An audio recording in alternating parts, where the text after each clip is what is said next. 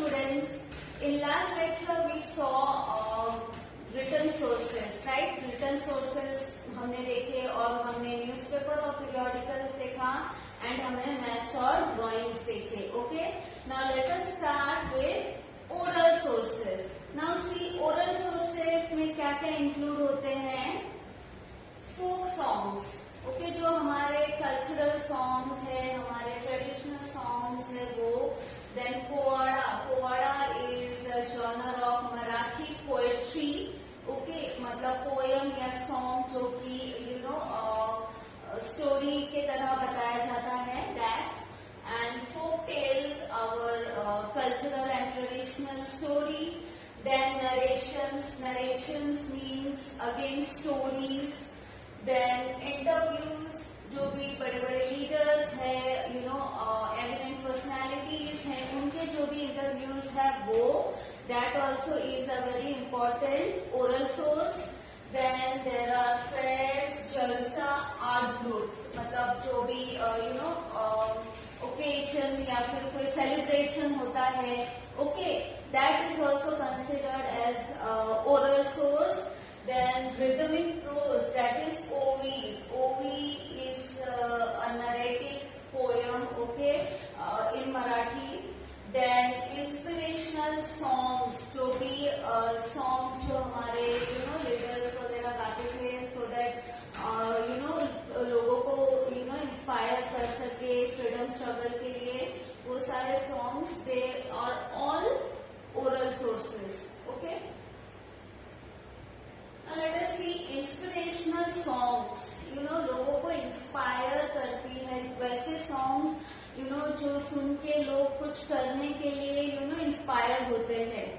Now during the period of freedom movement various inspirational songs were compose. Freedom movement के time पे बहुत सारे ऐसे इंस्पिरेशनल सॉन्ग्स कंपोज किए गए ताकि लोगों को इंस्पिरेशन मिले और वो फ्रीडम स्ट्रगल में पार्टिसिपेट करें. At present, some of these songs are available in written form, but there are many other unpublished inspirational songs memorized by freedom fighters. Okay, at present बहुत सारे ऐसे जो songs है वो written form में भी available है, लेकिन ऐसे बहुत सारे song है, ठीक है, जो unpublished रहे, जिसको publish नहीं किया गया, लेकिन वो memorize किया गया by the freedom fighters. जो भी हमारे leaders थे, freedom fighters थे, वो songs गाते थे, ठीक है.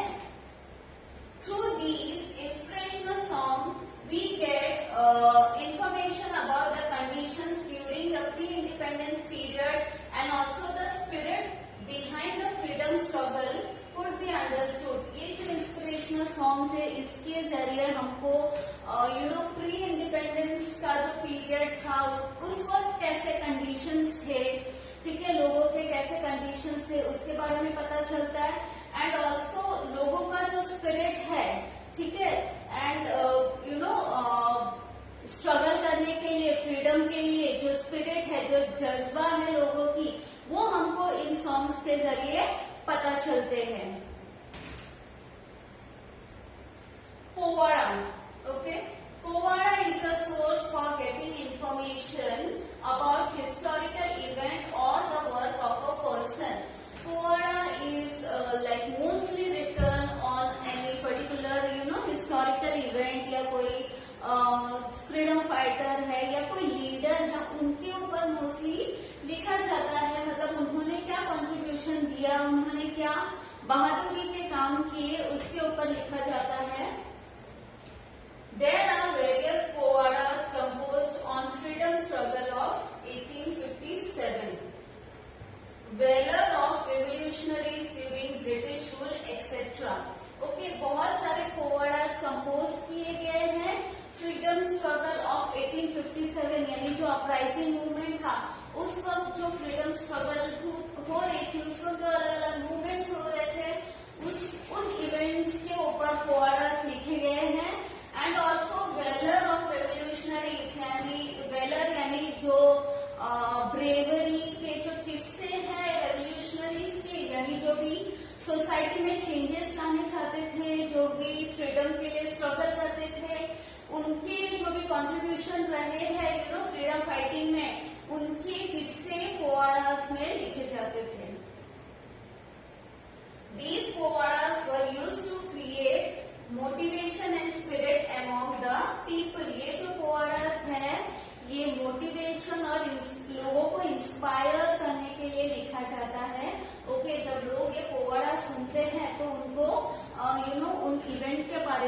हिस्टोरिकल इवेंट के बारे में, और जो भी लीडर्स हैं या जो भी फ्रीडम फाइटर्स हैं उन्होंने क्या कंट्रीब्यूशन दिया स्ट्रगल करते वक्त, फ्रीडम के स्ट्रगल में, उसके बारे में हमको पता चलता है, तो we get motivated and inspired. Apart from freedom movement, the Povadas were composed based on the work of Satyashodak Samaj for awakening among the oppressed classes, the Sanyukta Maharashtra movements and such other events. Okay, apart from freedom movement, जो भी freedom movement का जो भी events रहे हैं उसके ऊपर तो पोवाडास लिखे जाते थे, एंड लीडर्स के ऊपर, फ्रीडम फाइटर्स के ऊपर लिखे जाते थे. जैसे कि फॉर एग्जांपल महाराज छत्रपति शिवाजी महाराज के ऊपर लिखा जाता था. ओके, उन्होंने जो अफजल खान को मारा उस इवेंट के ऊपर लिखा गया है. एंड तानाजी मालुसरे उन्होंने जब सिंहाबाद फोर्ट को कैप्चर किया उस इवेंट के ऊपर भी पोवाडास लिखे गए. तो ऐसे ही इवेंट्स और लीडर्स के ऊपर पोवाडास लिखे जाते थे. बट और भी दूसरे इवेंट के ऊपर पोवाडास लिखे जाते थे, जैसे कि the work of Satyashodhak Samaj. ये जो समाज है it was founded by Mahatma Jyotirao Phule for awakening among the oppressed classes. Oppressed classes यानी जो भी lower class of the society है, जैसे कि शूद्रस हो गए या दलित्स हो गए, एंड वुमेन, ठीक है, they were considered as a lower class of the society. उनको वो दर्जा नहीं दिया जाता था जैसे बाकी लोगों को दिया जाता था सोसाइटी में. ठीक है, तो उनको अवेकन करने के लिए, सो दैट वो लोग अपने हक के लिए लड़े. ठीक है, उनके ये बैकड्रॉप के ऊपर भी पोवाडास लिखे गए हैं. एंड ऑल्सो द संयुक्त Maharashtra movement and such other event. संयुक्त महाराष्ट्र मूवमेंट यानी वो मूवमेंट जहाँ पर लोग चाहते थे कि मराठी स्पीकिंग पीपल का एक अलग स्टेट हो महाराष्ट्र. ओके, तो ऐसे सारे इवेंट्स के ऊपर पोवाडास लिखे गए हैं. Now let us see video, audio and audiovisual sources. During the modern period, due to the development of technology, there was a development in the art of photography, recording, films, etc. Obviously, these photographs, records or films can be used as a source of history. Okay, modern period में जैसे जैसे development हुआ technology का, हमारे पास और भी sources available होते गए. ओके, जैसे कि art of photography, recording and films etcetera. जैसे ही लोग ये सारी चीजों का इंट्रोडक्शन हुआ, हमारे पास सोर्सेस और भी ज्यादा अवेलेबल होने लगी. ओके,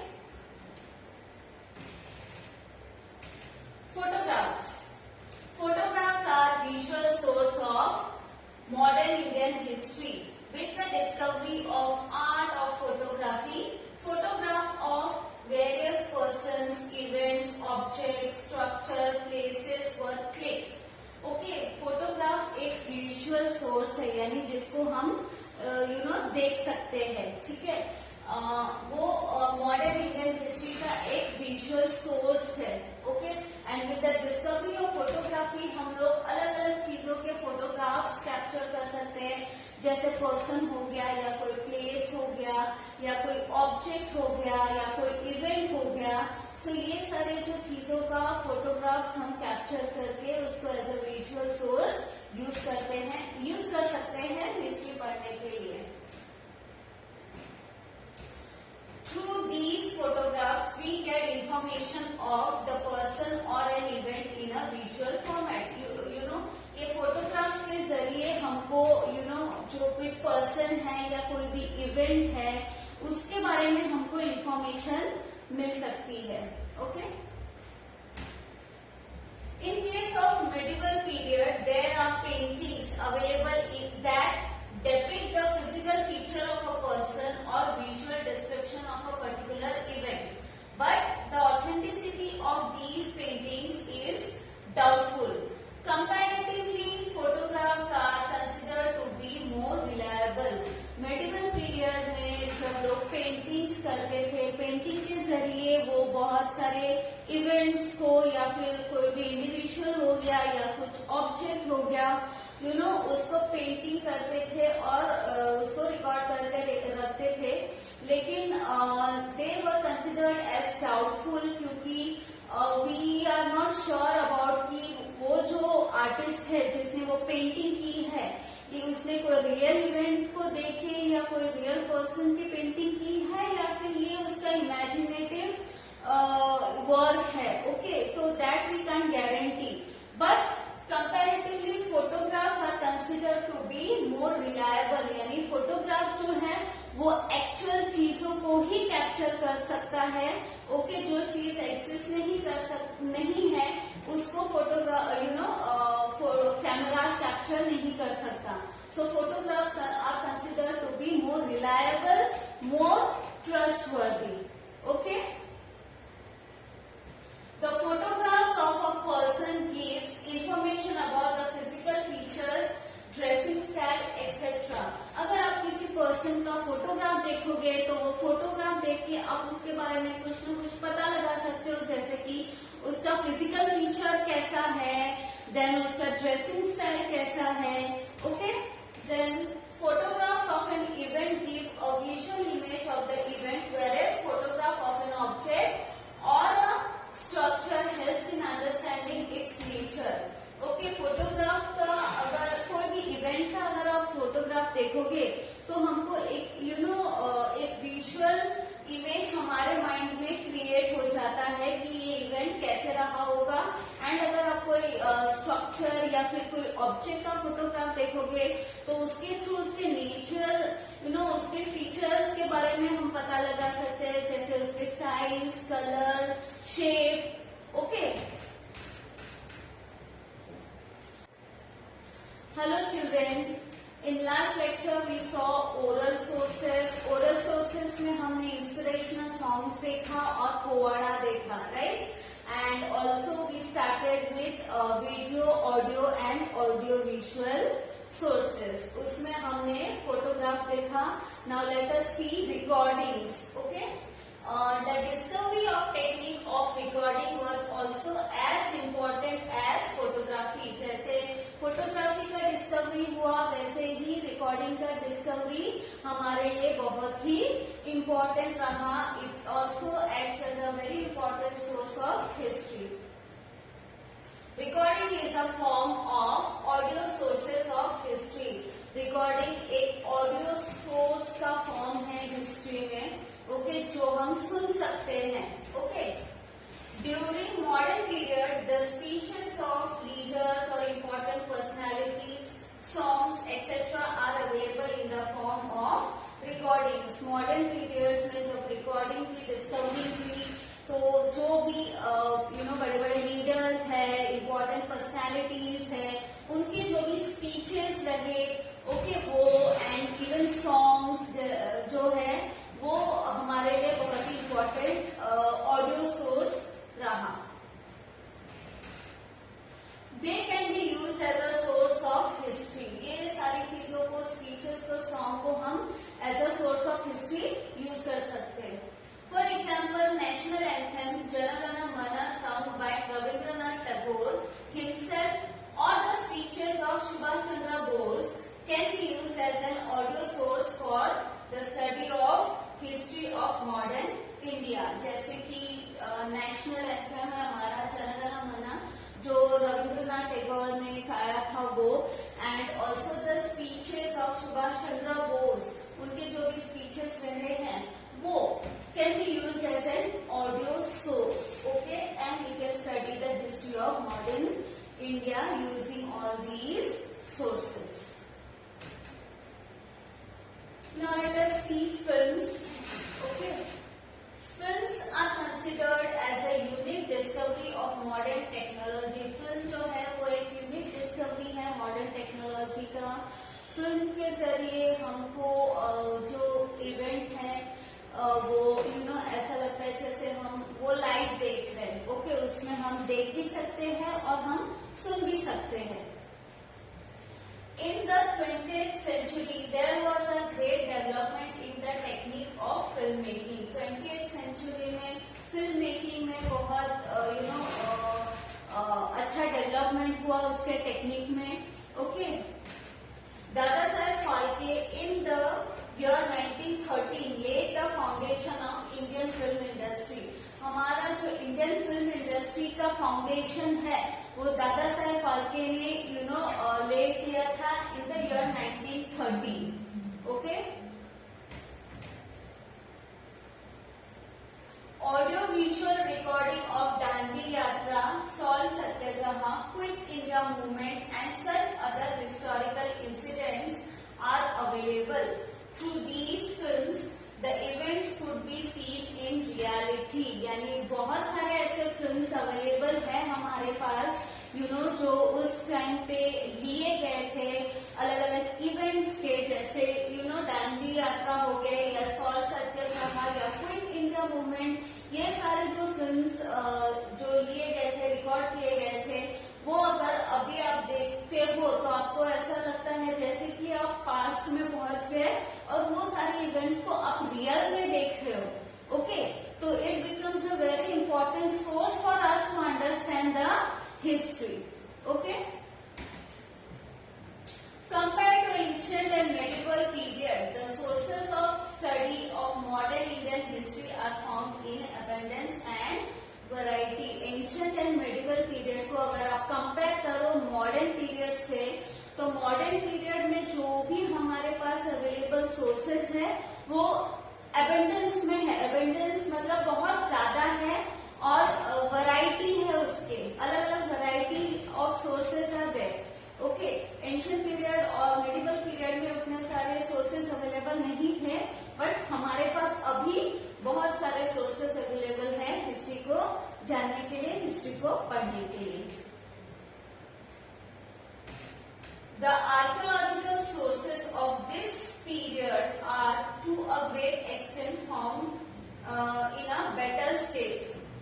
The archaeological sources यानी वो सारी ऑब्जेक्ट्स, वो सारे आर्टिफैक्ट्स जो कि आर्कियोलॉजिकल एक्सकवेशन की प्रोसेस से निकाला जाता है, फाइंड आउट किया जाता है. यानी जो by digging up the soil को खोद के जो उसके अंदर से जो भी मटेरियल निकालते हैं, फिर उसको स्टडी करते हैं, दैट इज आर्कियोलॉजिकल सोर्सेस. ठीक है, वो जो चीजें हैं, वो जो आर्टिफैक्ट्स है जो मॉडर्न पीरियड के हैं, वो उसको ज्यादा टाइम नहीं हुआ है, तो उसका जो कंडीशन है वो बेटर कंडीशन में है स्टडी करने के लिए.